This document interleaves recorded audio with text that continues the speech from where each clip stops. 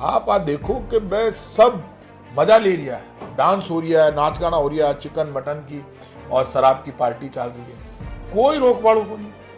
और मैं मजा ले लिया, एक रात का मजा लेवा ने 100 करोड़ रुपया खर्च कर दिया। जयपुर भी कांग्रेस की सरकार में तो डॉक्टर केजरीवाल काम करवा देता था, अब डॉक्टर साहब की चलना ही बंद हो गई। गहलोत साहब और पायलट के अलावा 2 गुट और बन गए हैं, जूली जी का और डोटासरा जी का। बेचारे उस नरेश मीणा के पिताजी, उसके परिवार के लोग गए क्योंकि उसके चाचा जी की उसके जेल में रहते हुए डेथ हो गई। उसका चाचा जो उसका खास था वो वहां जा नहीं पाया उसकी डेथ में। अब उसके साथ अन्याय कितना हो रहा है वो देखो आप ये कह रहे हैं कि किरोड़ीलाल मीणा से नरेश मीणा के समर्थकों को और उनके परिवार को अलग करने के लिए उनको समझौते के लिए बुला लिया और बाद में मांगे नहीं। 80 घाव लगे थे तन पे फिर भी व्यथा नहीं थी मन में, ये कहा गया था राणा सांगा के लिए। लेकिन आज के दौर में जिस तरीके की घटनाएं हो रही है, जिस तरीके की क्रिया प्रतिक्रिया हो रही है, उसको देखकर ज़रूर उनके मन में व्यथा होती कि किस तरह से उनको गद्दार कह दिया जाता। और जो कहने वाला व्यक्ति है वो अभी भी ये कह रहा है कि मैं माफ़ी तो नहीं मांगूंगा। और इस पर खुलकर बातचीत करने के लिए मेरे साथ मौजूद है प्रताप सिंह खाचरियावास जी। खाचरियावास जी, सबसे बड़ी बात तो ये है कि सपा सांसद रामजी सुमन अभी भी ये कह रहे हैं कि कुछ भी हो जाए माफ़ी तो मैं नहीं मांगूंगा। अब कोई आदमी नकटा ही हो जाए तो उसका कोई इलाज नहीं है। माफ़ी मांगने से आदमी बड़ा आदमी बनता है। और माणा सांगा भारत की भूमि के गौरव, स्वाभिमान, शौर्य के, हमारे धर्म के, संस्कृति के, और हमारे जितने वॉरियर्स हुए उनके सिंबल हैं। और भारत की भूमि पर जब कोई आता है तो उनको पढ़कर आता है वहाँ से कि भारत में ऐसे लोग हुए हैं, क्या ऐसे भी वीर होते हैं। क्या बात कर रहे हो, वो जाति और धर्म से ऊपर उठकर देश और धर्म के लिए लड़े। महाराणा सांगा, महाराणा प्रताप, या ये जो हमारी हिस्ट्री है, जिन लोगों ने अपनी वीरता दिखाई उनमें कुछ तो था अलग। सिर्फ 76 वर्ष हुए आज़ादी के बाद डेमोक्रेटिक सिस्टम लागू किए हुए, तो संविधान के अनुसार भी आप गलत हैं। आप कैसे गाली दे सकते हो, गलत बोल सकते हो? हिस्ट्री की गलत व्याख्या आप नहीं कर सकते। आप तो गलत व्याख्या कर रहे हो। आपको पता ही नहीं इब्राहिम लोदी का शासन कब से कब तक था। और इब्राहिम लोदी और महाराणा सांगा दोनों लड़ चुके हैं और इब्राहिम लोदी को 2 बार महाराणा सांगा हरा चुके हैं। और इब्राहिम लोदी को हराकर बाबर बादशाह बना हिंदुस्तान का। लेकिन बाबर और महाराणा सांगा लड़े, उसके बाद आने वाले इतिहास में कभी भी किसी भी मुगल बादशाह ने राजपूताना की तरफ मुंह नहीं किया, क्योंकि उस लड़ाई को भूला ही नहीं। खानवा की लड़ाई को उनके समझ में आ गया कि यहाँ अटैक करना ही गलत है। तो कभी भी, और जब महाराणा सांगा लड़ रहे थे, ये भी हिस्ट्री है बाबर से, तो महाराणा सांगा की सेना में तो मुसलमान भरे पड़े थे। हसन का मेवाती महाराणा सांगा की सेना की तरफ से लड़ रहा था, जो मेवात का सरदार था मुसलमान था। जबरदस्त लड़ाई लड़ी। ऐसे में आप राणा सांगा के लिए इतने गंदे शब्दों में बात कर रहे हैं और ऊपर से अकड़ दिखा रहे हैं, तो ये जो डेमोक्रेसी की जो विकृति आई है, उसमें संविधान के जरिए, संविधान में तो पूरे अधिकार हैं सबको कि आप इनके खिलाफ कार्रवाई करो, लेकिन भारतीय जनता पार्टी के लोगों को मजा आ रहा है। रामजी लाल सुमन जैसे लोग जब बकवास करते हैं तो बीजेपी को बड़ा मजा आता है, क्योंकि बीजेपी के पिच पर खेल रहे हैं। देश के साथ धोखा कर रहा है मिस्टर रामजी लाल सुमन, क्योंकि बीजेपी को फायदा पहुंचा रहे हो आप। बीजेपी चाहती है महंगाई, गरीबी, बेरोजगारी, और बीजेपी का शासन फेल हो गया, उस पर कोई चर्चा नहीं हो। इसलिए बीजेपी हमेशा इस तरह के मुद्दे लेकर आती है, और आप बीजेपी को मुद्दे देते हैं हिंदू मुसलमान के मुद्दों पर, धार्मिक टकराव के मुद्दों पर। बीजेपी तो चाहती है पूरे देश में दंगा फसाद हो जाए, झगड़ा हो जाए, हमारे ऊपर कोई चर्चा नहीं करे। तो आप बताइए, सदन में चर्चा होनी चाहिए गरीबी, महंगाई, बेरोजगारी पर, देश के डेवलपमेंट पर, उस पर चर्चा नहीं हो रही, क्योंकि बीजेपी जो चाहती है वो विपक्ष करने लग गया। तो ऐसे लोगों को तो बीजेपी यदि ईमानदार है और देश और धर्म की सम्मान करती है, तो आप रामजी लाल सुमन को बाहर निकाल दो सदन से बाहर। हाँ, मतलब उपराष्ट्रपति जो जगदीप धनखड़, वो तो बीजेपी से बिलोंग करते हैं, लेकिन ये कार्रवाई नहीं हो रही है। जगदीप धनखड़ जी को मजा आ रहा है। जगदीप धनखड़ जी का मैं सम्मान करता हूँ, लेकिन वो भी उपसभापति के, उनसे मैं सुनता हूँ उनको, तो भी राजनीति ज़्यादा करते। बड़े तो वैसे तो बहुत गुस्सा आता है उनको, मैंने तो गुस्से में नहीं देखा। वो उसी वक्त ला सकते थे और बाहर कर सकते थे। उनसे कहते कि आप माफ़ी मांगिए, पूरा सदन चाहता है बहुमत से, यदि आप नहीं करते तो आप बाहर जाइए।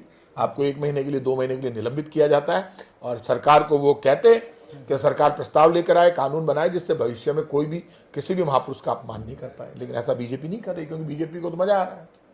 बीजेपी सरकार की तरफ से राजस्थान में कभी 100 करोड़ में एक आईफा का आयोजन हुआ, उसको लेकर आपने काफी चर्चा की इसको। एक बात सुन लो, बीजेपी आड़ा पूरे हिंदुस्तान में, पूरी दुनिया के मानो पहला उदाहरण है।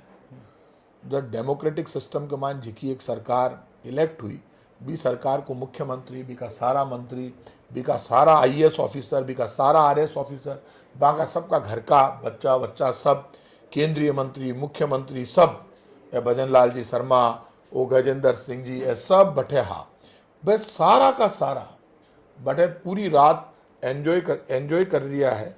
और बस सारा का सारा जी का एंजॉय कर रिया है।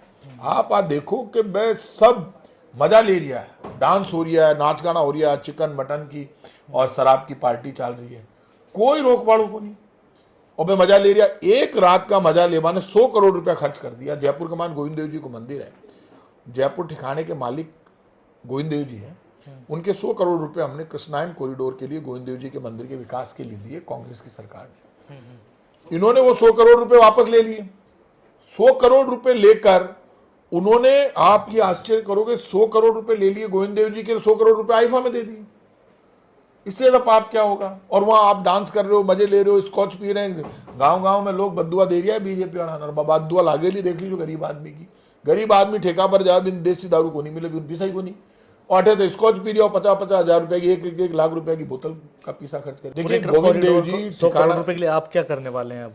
देखिए एक बात सुन लीजिए, हमने तय किया है कि गोविंद देव जी मंदिर के 100 करोड़ रुपए जो कांग्रेस की सरकार ने दिए कृष्णायन कॉरिडोर के लिए, ठाकुर जी के मंदिर के विकास के लिए, ये मानकर चलना आप यदि ये 100 करोड़ रुपए वापस नहीं दिए और वापस गोविंद देव जी के मंदिर में लागू नहीं किए, आप सुन लेना, जयपुर में सब जगह विरोध होगा, जबरदस्त आंदोलन होगा, हर वार्ड में हनुमान चालीसा की पाठ करेंगे इनकी सद्बुद्धि के लिए।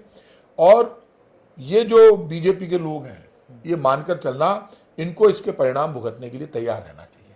क्योंकि आपने गोविंद देव जी के पैसों से, जो गोविंद देव जी के 100 करोड़ रुपए थे, वो तो आपने ले लिया आईफा के लिए, उसमें उससे आपने चिकन मटन और शराब की पार्टियां कर ली 2 दिन तक। तो 2 दिन में मौज मस्ती के लिए, एंजॉय करने के लिए, डांस करने के लिए और शराब पार्टी के लिए आपने 100 करोड़ रुपए दे दिए गोविंद देव जी के। तो यदि आप वो नहीं देते हो तो आपको परिणाम भुगतने पड़े। आईफा के साथ साथ एक आयोजन RCA की तरफ से भी किया गया, उसको लेकर भी काफ़ी चर्चाएं हैं कि लाखों रुपए खर्च कर दिए गए और खिलाड़ियों को ढंग से ना मैदान मिल पा रहा है, ना सुविधाएं मिल पा रही है। देखिए RCA की जो हालात हैं उसमें आप समझ लो, जब से बीजेपी की सरकार आई है तब से सब मंत्रियों में होड़ लगी हुई है RCA पर कब्जा करने की। आपने कहा था कि कांग्रेस पार्टी ने RCA में ऐसा किया, तो आप क्या कर रहे हो? आप भी 35-35 लाख रुपए की पार्टी कर रहे हो एक एक दिन में 5 स्टार होटल्स में। तो आप 1.5 साल से RCA में आप क्या कर रहे हो? बीजेपी वालों में होड़ लगी हुई है, बीजेपी के सारे नेता वो कह रहे हैं साहब देखो कांग्रेस के लोगों ने भी तो ऐसा किया था, तो आप भी वैसा ही कर रहे हो। भाई हमने कुछ किया तो हमें तो जनता ने रिजेक्ट कर दिया ना, हम तो हार गए। तो आप हमें फॉलो करोगे क्या? आप हमारी नकल, आप कह रहे हो हम कांग्रेस के लोग गलत थे, तो आप हमें क्यों स्वीकार कर रहे हो? हमने किया तो आप भी करोगे। हमने तो कोई गलत काम नहीं किया, लेकिन फिर भी आप आरोप लगा रहे हो, तो आप क्यों कर रहे हो? RCA में खुलेआम भ्रष्टाचार हो रहा है, ये भ्रष्टाचार बीजेपी कर रही है, सब देख रहे हैं। सरकार के एक मंत्री हैं, लेकिन वो अपने आप को उस कैबिनेट का हिस्सा नहीं बताते हैं, किरोड़ी लाल मीणा जी, उनकी स्थिति को लेकर, क्योंकि कांग्रेस इन दिनों काफ़ी मजे लेने के मूड में दिख रही है कि वो मंत्री हैं। मजे लेने की बात नहीं है, डॉक्टर किरोड़ी लाल जी के साथ जो हो रहा है उसका तो हमें दुख है, लेकिन हमें दुख इस बात का भी है कि डॉक्टर किरोड़ी लाल जी फेल हो गए। उनसे बड़ी उम्मीद थी राजस्थान के नौजवान को, आंदोलनकारियों को, कि जब जैसे ही बीजेपी का शासन आएगा तो डॉक्टर किरोड़ी लाल हमारे सब काम करा देगा। उल्टा हो गया उसका। कांग्रेस की सरकार में तो डॉक्टर किरोड़ी लाल काम करवा देता था, अब डॉक्टर साहब की चलना ही बंद हो गई। तो जो इनके साथ जो बच्चे जुड़े थे और जिन्होंने बीजेपी को बड़े हिसाब से वोट दिया, तो उल्टा हो गया सारा का सारा। उनके यदि ये किसी की सिफारिश करने जाते हैं डॉक्टर किरोड़ी लाल जी, तो सरकार उसका उल्टा करती है। अब आप मुझे ये बता दो, नरेश मीणा जो 60,000 वोट लाता है, एक निर्दलीय उम्मीदवार चुनाव लड़ता है, उसके ऊपर आपने इतने मुकदमे बना दिए और उसको बेचारे को, मतलब आपने कह दिया ये तो अपराधी है, जबकि वो अपराधी नहीं है, वोट लेके आया, चुनाव लड़ रहा था निर्दलीय। बीजेपी के मुख्यमंत्री से मिलने जाते हैं भजन लाल जी से, उसके फादर और उसके लोग, क्योंकि उसके, मैं उसको जानता हूं, जब वो राजस्थान यूनिवर्सिटी का महासचिव था तब से। उसका कोई गुनाह नहीं है, उसका गुनाह ये कि उसने चुनाव लड़ लिया, 60,000 वोट ले लिए, सब उसके पीछे पड़ गए। जो भी नेता है, नेतागिरी में एक दिक्कत है। अब वो तो बेचारा जेल में है। बीजेपी के मुख्यमंत्री भजन लाल जी ने उनके फादर को और उनको बुला के कहा, मैंने पूछा उन लोगों से, मैंने कहा ये बहुत अच्छा बात, आप लोग गए वहाँ मिल लिए, अब ये मामला, उन्होंने कहा कि हम आपके मुकदमे हटा लेंगे। सरकार ने मुकदमे नहीं हटाए, सरकार का वकील बेचारे उस नरेश मीणा के पिताजी, उसके परिवार के लोग गए, क्योंकि उसके चाचा जी की उसके जेल में रहते हुए डेथ हो गई। उसका चाचा जो उसका खास था वो वहां जा नहीं पाया उसकी डेथ में, अब उसके साथ अन्याय कितना हो रहा है वो देखो आप। बेवजह झूठे मुकदमे लगा दिए। आज तक समरावता गांव के लोगों को 1 रुपया मुआवजा नहीं दिया, पूरे घर जला दिए, गाड़ियां जला दी, पाप कर दिया, ठोका मारा। कई लोग अब तक अस्पताल में भर्ती है बच्चे। मुख्यमंत्री से समझौता करके आता उनका परिवार, आज तक अभी उसकी जमानत पे बहस हुई, फिर भी सरकारी वकील उसका विरोध कर रहा है। तो यार आप उसके मुकदमे हटा लो, बेचारे की जमानत हो जाएगी। एक नौजवान की क्यों जिंदगी खराब करने में लगे हुए टारगेट करके। तो कोर्ट को तो जो पुलिस जैसा पेश करती है वैसा ही कोर्ट सोचता है। तो जो झूठे मुकदमे पुलिस ने लगाए हैं वो हटा दो, क्या फर्क पड़ रहा है। यार समझौता किया तो मानो तो सही उसको। अब बीजेपी के साथ दिक्कत क्या है, यहाँ समझौता भी कर लेते हैं फिर भी धोखा करते हैं। तो अब कहाँ जाए बताओ आप। पोपा भाई का राज ही तो है। आप ये कह रहे हैं कि किरोड़ीलाल मीणा से नरेश मीणा के समर्थकों को और उनके परिवार को अलग करने के लिए उनको समझौते के लिए बुला लिया और बाद में मांगे नहीं। बताओ, मैं तो कह रहा हूँ कि यदि डॉक्टर किरोड़ीलाल, मेरे को अब लगा उनके फादर को और उनको बुला लिया, नरेश मीणा के फादर को, उनसे समझौता भी कर लिया और उसमें कोर्ट में अब की बार उनका विरोध भी कर दिया। जब सरकार ने समझौता कर लिया तो फिर केस हटा लो नरेश मीणा के और बाकी बच्चों के, उनकी जमानतें हो जाने दो और गांव वालों को मुआवजा दे दो। इन्होंने क्या बदमाशी की अब की बार मुख्यमंत्री ने, इन्होंने नरेश मीणा के पिताजी को और उनको सबको बुलाया तो कोई मंत्री बीच में था ही नहीं। तो डॉक्टर किरोड़ीलाल इससे अच्छा बीच में बैठता तो कुछ तो होता। जो अगले डॉक्टर किरोड़ीलाल को तो बीच में बिठाना नहीं चाहते किसी मामले में। तो उधर तो उनको निपटा रहे हैं, इधर इसको निपटा रहे हैं, तो सबको निपटाने में लग गए। तो भाई बचेगा कौन फिर। सरकार का काम निपटाने का नहीं होता, सरकार का काम वेलफेयर का होता है, बनाने का होता है। सरकार कभी डिस्ट्रॉय नहीं करती, सरकार तो बनाने का काम करती है, मेकिंग करती है। तो आप तो डिस्ट्रॉय करने में लग गए, सब कुछ सारा सिस्टम डिस्ट्रॉय करने में लग गए आप, सारा का सारा। आप उधर गुटबाजी की बात कर रहे हैं, लेकिन एक चर्चा कांग्रेस में भी है कि गहलोत साहब और पायलट के अलावा 2 गुट और बन गए हैं, जूली जी का और डोटासरा जी का। अब राजनीति में ये सब बहुत छोटी बात है। राजनीति में चाहे बीजेपी हो कांग्रेस हो, वर्चस्व की लड़ाई सदियों से चलती आई है और ये चलती रहेगी। इसकी ज़्यादा परवाह नहीं करनी चाहिए। अब कुण को कहीं है धिका में दम होसी, वो सड़क पर आगे बढ़ जाती। राजनीति कोई संतों की जमात है क्या? राजनीति में कोई आगे लाने से आगे आता है क्या? जिसमें दम होता है, जिसके ऊपर ठाकुर जी की मेहरबानी होती है, वो आगे आता है। तो कब किसका नंबर आगे आ जाए कोई पता चलता है? तो प्रताप सिंह जी के गुट की क्या स्थिति है? हमारो गुट एक है, राहुल गांधी हम सब का नेता है, बाकी सब हम कार्यकर्ता हैं। अच्छा, अभी 2-3 दिन से एक वीडियो वायरल हो रहा है जिसमें दिया कुमारी को मुख्यमंत्री बनाने की मांग की जाती है एक आरपीएससी के पूर्व सदस्य की तरफ से। क्या सोचते हैं आप? कुछ चर्चाएं हैं ऐसी, या आप क्या मानते हैं इसको लेकर? कमाल है। एक बात बताओ, माँ के बलाई सू बात जी को सर्कस चाल रही है, ई के मान पोपा भाई को राज है और पोपा भाई का राज में वही पता वो नहीं पड़ रही है कि मुख्यमंत्री है कौन, उप मुख्यमंत्री कौन है, मंत्री कौन है, एमएलए कौन है। आपको ये लग रहा है इस सरकार में कोई मंत्री, उप मुख्यमंत्री, मुख्यमंत्री की कोई वैल्यू है? तो अभी आप मुख्यमंत्री उप मुख्यमंत्री बने हुए हो, वहीं कुछ करके दिखा दो। अब कौन बीजेपी चाहे जिसको बनाए, लेकिन काम तो करो काकाओं। फेल हो गए, सरकार कहाँ से चल रही है ये पता नहीं है किसी को। बिल्कुल, बहुत धन्यवाद। ये थे प्रताप सिंह जी खाचरियावास, जिन्होंने अपने चिर परिचित अंदाज में आईफा से लेकर आरसी और उन तमाम मुद्दों पर हमसे खुलकर बातचीत की। धन्यवाद। देखते रहिए रिपोर्टर साहब।